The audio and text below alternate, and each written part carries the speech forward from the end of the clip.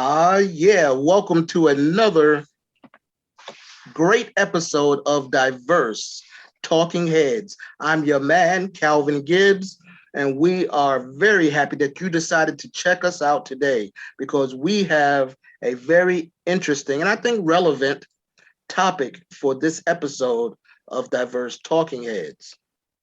We're going to be talking about food justice and environmental justice because there's a big problem in this country, and I would say in several countries around the world, where limited availability and access to supermarkets, farmer markets, maybe other food outlets that provide healthy and affordable food options is a challenge for many Americans.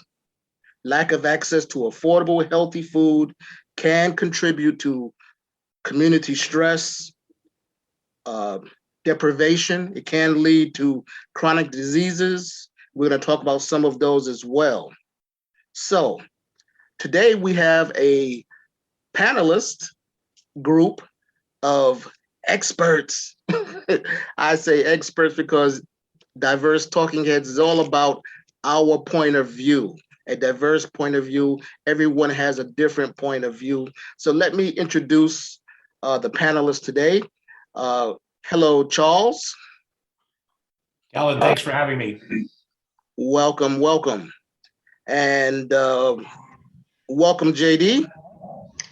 Welcome. Hey, Cap. Calvin, it's good to see you again. Likewise, good to see you. And welcome, Lee. Hey, thanks for having me. You are quite welcome, my friend. So let's start with the first question. Is food justice and environmental justice? Think about that for a second. Is food justice and environmental justice?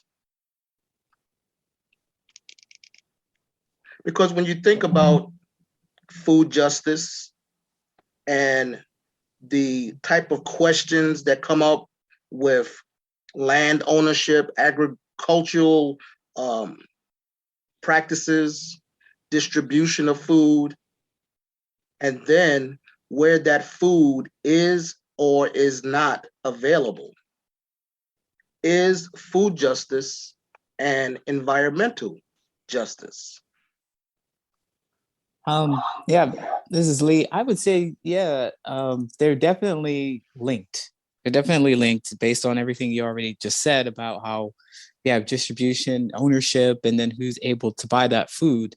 There's a big push for organic foods, and sometimes that isn't available. It's not available in inner cities, or it's not available to people who really can't afford those. So it seems like, there's only some people that can afford it, and it's only available in certain areas. And it's the kind of thing that, with food justice, I would say food justice is meaning like everyone is able to have their fair share of it. And I would say that, some environments won't allow us to have our fair share of it, if that makes sense. That does make sense. Does any of the other panelists want to chime in on this one? Yeah, I think, I wasn't too familiar with the subject when it came up, but I tried to do some research on it. And the first thing I thought about this is, I've mentioned before, I'm actually an Uber driver. I do work in the city of Chicago, for instance, and there are underserved areas within the city on that regarding food, as well as environmental as well. But we'll just talk about the food at this time. And I've been around enough places to see that I think some of those issues are starting to be worked on now, where we're starting to see supermarkets such as Whole Foods and other places like that in certain areas in there are starting to open up in that area. There's obviously a lot more that needs to be done, though, on that, because obviously there's been a long history of those areas being underserved in the food area. I want to go back to something that Lee said regarding organic food. Yes, organic food often comes at a premium price. Are there any ways to cut down on the price, or why does it have to come at a premium anyway? Yeah, well, I think it comes at a premium because there's just so much that goes into creating organic foods. I mean, so if you compare the non-organic food, there's a bunch of mass production, there's subsidization, there's all kinds of things that help it become cheaper, easier, and more available, widely available. So to be competitive, they have to raise the price. They have to get the kind of equipment that they need, or the land that they need, or the nutrients, or whatever goes into making organic foods. And then since it's not mainstream as the rest of the food, they have to be competitive with the price in order to put the love and the labor into it. Someone has to pay for it. Okay, fair enough. Now, here's a little different spin on that question. Are food deserts and are food deserts environmental justice? Are food deserts environmental justice? I'm not quite sure. Oh, go ahead. Well, I'm not sure the context of your question on that. okay, for clarity, the experiences of people that live within urban areas and rural food deserts, I am suggesting that creates an environmental justice issue, because food deserts are just indicators that there's something wrong. There's a social economic problem, injustice, Right. which then relates to public health, safety concerns for those people that live within the borders. So is that environmental? Oh, yes. So deserts are environmental Yes, absolutely. problems, basically. Can Yes. be. Okay. So let me ask you a question. Why do we have food deserts in the United States of America?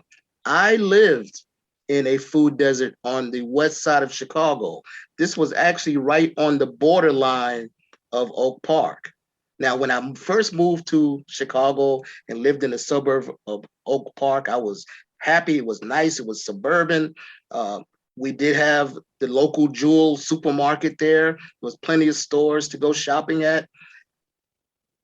And then I moved to the Chicago side, just outside of Oak Park.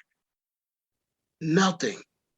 No supermarkets, no fresh produce. What I found was a lot of greasy fast food places. And I'm not talking about chain stores right now. I'm talking about mom and pop type stores. I had never experienced a pizza puff before.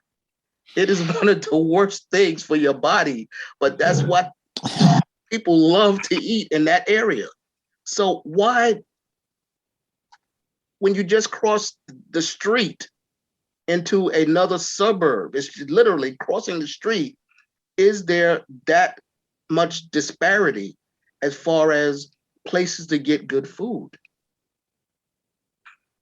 Anyone? I'd say yes, there is. And I know that area as well. And yeah, it's very dynamic down there between the border of those two cities. There may be a little bit of a transition going into the city of Chicago for maybe a block or two, maybe.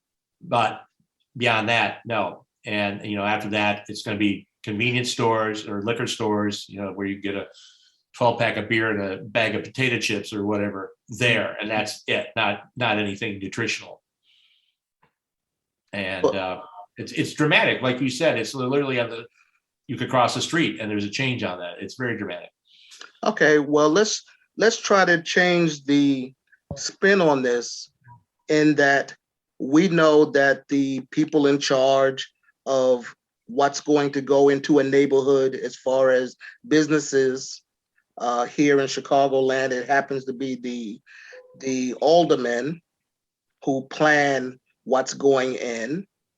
Why haven't they reached out to help the constituents that put them in office? They know these people are having all kinds of diabetes, diabetic problems, and high blood pressure, and there's no stores around for miles and miles, or they may not even have a car to get to that supermarket and have to transport on public transportation if it's available. Why is this a thing? JD, you've been quiet. Let me ask you, why is this a thing? Probably has something to do with, as Charles was saying, certain areas that, some places, that's all they can get, like convenience stores. And unfortunately, some of the food there is anything but healthy, but it's the only thing they can afford. I think some parts of it, to your point, is if you can afford it. And unfortunately, a lot of that El Cheapo stuff is loaded with all kinds of chemicals and junk that you're putting, hence the term junk food, that you're going to be pumping all that junk into your body and causing all kinds of nasty diseases, not just diabetes or high blood pressure. You could run the risk of all kinds of heart diseases and Lord knows what other kinds of stuff that you're going to put yourself into. So is it that the people that have the power to change this just don't care? Is it the residents of that community that just don't care? What's your opinion on that? Because if we remember a few episodes back, we talked about corporate greed or corporate welfare. Okay, so wouldn't a big corporation, let's say Whole Foods, wouldn't they be offered some kind of tax breaks to, put a store in the Austin neighborhood of Chicago, or something similar to that on the west side or south side of Chicago? I know they probably do have one on the south side, but couldn't something like that take place? Thoughts? Oh, absolutely. Yeah. But, I think part of the issue is, dare I say it, there are security issues on that they have to consider, that there has been tax incentives to bring those stores in. And as I mentioned earlier, we're starting to see those a little bit here and there, not enough, but we are starting to see those in there, like Whole Foods. And I'll mention places like Target as well. Target sells food too, but Target obviously sells other products which may or not be available in underserved areas. So there is some movement out of it. It's not enough, no question about it, but it's been going backwards for a long time, and I'm hoping that it's starting to go a little forward on that. And I think so that's a corporate thing, and yes, money is the bottom line, and I don't know the dollars and cents as far as the thought process on that brought them in or didn't bring them in. But, there apparently was, when they did decide to come in, there must have been a key point that said, we're going to come in, we're going to build that store, and, we'll have it, for everybody in the area to use. So. Yeah. Yeah. To both your points, JD and Charles, I would have to say that, there was a combination of both of them, and why, that it's cheaper while it's cheaper for the people who can buy the food. Maybe, I don't know. I've walked into a liquor store and I saw a cup of ramen for like